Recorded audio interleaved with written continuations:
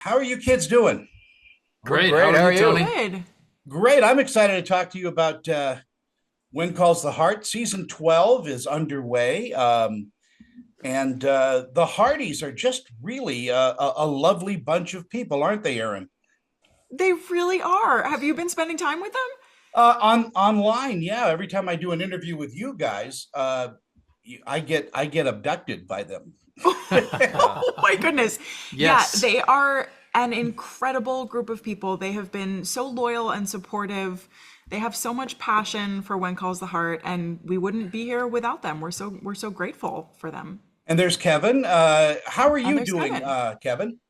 Just top shelf. I'm doing great. Boy, this series is a juggernaut, isn't it? I mean, it is just like unstoppable, which is 12 great. years. Oh, yeah, 12 knock years. wood.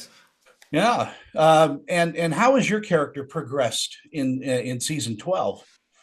Nathan, well, I mean, he's come a long way, I think, from when he first started. The founders would be The proud. founders would be proud. He came on as a very kind of recluse, somebody keeps his cards close to him, and the silent, strong and silent type, I think, is how he's written. And I think over the 6 years, he's had a chance to kind of blossom into the person that he is today, make certain relationships, friendships with Jack character Bill, and then clearly, the love connection that he has with Elizabeth. I think he's kind of a new man Yeah. in season 12. You're going to see a new man this weekend. You're gonna see Telling it. you. Yeah. You see a lot Let's of that, talk about man. it, okay? Wow. Yeah, talk about it, Jack. Yeah, What why do don't you you tell wanna us say? about it? Man, Tell us about what we're gonna I always see. deem myself as the James Bond of Hope Valley, and this guy's taking my spot. He's totally taking my spot. Oh, it was almost not- like a drop the platter moment, I think. Phil Avery must be an incredible character to play. Fantastic, yeah. And this weekend we welcome Melissa Gilbert to our cast, and Kevin's part of that, and Bill and Nathan enter the jail cell, and we're investigating this rare coin, right, Tony? And so there's Georgie. She turns around to talk to Mountie Nathan, and there's a drop the platter moment when Bill sees Georgie, and we see there's a big history between these two characters. So it was great to play this with Melissa, and I think it's going to be a real fan treat. Melissa Gilbert can do anything. Yeah. Pretty amazing. She's Yeah. she's amazing really in this. phenomenal. I've never heard Erin, it put that way, but she said that her first day. She shook my hand and said, "Hey, I'm Melissa Gilbert. I can do anything." I can do anything. It's like, all right. Okay. Welcome. Okay. She also sews these incredible bags. I don't know if you know that or not, but she's an incredible seamstress. Yeah, she was Wow. selling them on set. It's like, Stop it. I don't need a bag. During I don't need our a takes, bag, we're in a scene, okay? and she's like, "Take the. You want this bag?" She had a booth set up $400. in there. Yeah, there you go. You're right. Erin, do you enjoy wearing the producer hat as well? I do very much. Yeah. I mean, it's incredibly time consuming. But I mean, I have so much passion for When Calls the Heart, and it's really nice to be able to kind of stick my nose in other departments in that way. But also, I like to support our cast in the best way that I can. If I see something in a cut and I can say, oh, you know what, there was a take where Kevin improvised a line or forgot a line. Yeah, or forgot a line. No, I do. I enjoy it very much.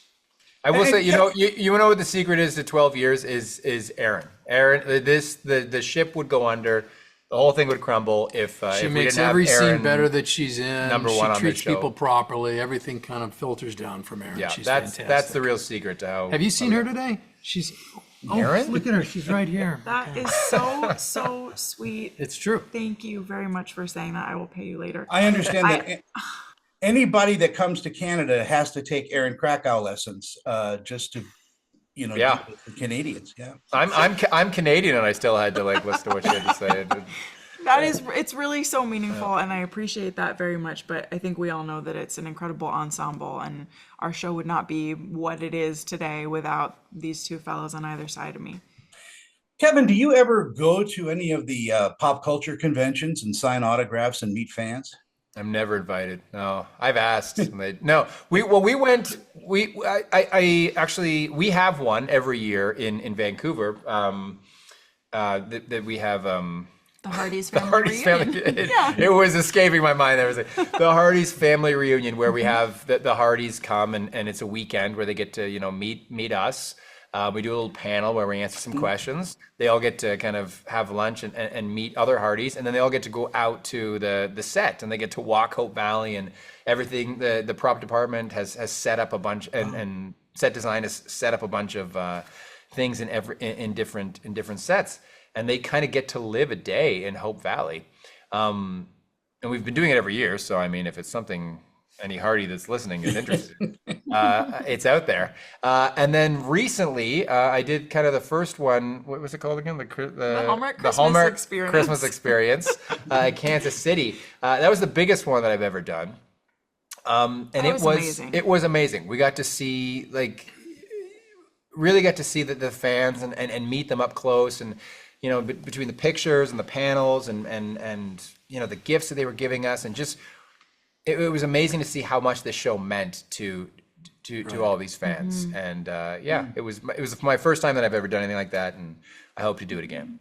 Wow. And Jack, do you love interacting with the fans as well? I do love it. I mean, this has sort of, for me, been quite a journey with this core fan base, I would say, this demographic. And just so you know, Tony, that if for those who don't watch When Calls the Heart, may want to tune in, the fan base is called #Hearties because we originally started tweeting, now on X, live with the audience. So we would engage with them, and I think that really made it personal. It sort of humanized the characters and the show. So our fan base called Hearties, #Hearties, is really who's kept the show alive. They're amazing, and they're very committed, and they love the romance with these two. They love the comedy, they love the mystery, and they love really the community, heartfelt community of When Calls the Heart. Erin, I don't see this show slowing down ever. I think you've got the tiger by the tail, so to speak. It's just an incredible show. So looking forward, season 13. Sounds great. Let's do it. Yeah. Are you crossing your fingers and toes? Yes. I've got my legs crossed. I've got my fingers crossed. We're really hoping that we get a season 13 secured soon. Wow, that's just incredible. And the characters are still so fresh. Your writing team is just incredible. Incredible. We have some amazing writers on our show, and they're always surprising us with new stories and unique challenges for our characters to explore. 007 over here, romance over here. I have a cold. Which leads to spicy dreams. Spicy dreams. Yes. Yeah, but there's always something new and different. Before I go, though, we never talk about this when we do these, but your crew has got to be incredible, and some of them have been with you since day one. Yes, a very short list of crew members have been with us from day one, but we do have a remarkable crew who works through frigid and rainy conditions at times to bring our show to life, and they bring so much heart and hard work and creativity.